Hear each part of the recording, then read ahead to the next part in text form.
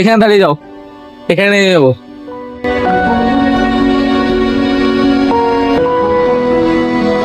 কত হলো আমার? 20 টাকা।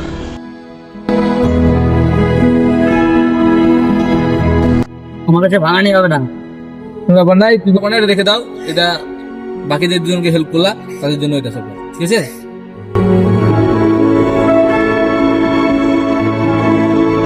তাহলে এটাই ঠিক যে কাউকে যদি সাহায্য করা যায় তো ভগবান কোনো না কোনো দিক থেকে ঠিক সাহায্য করবে।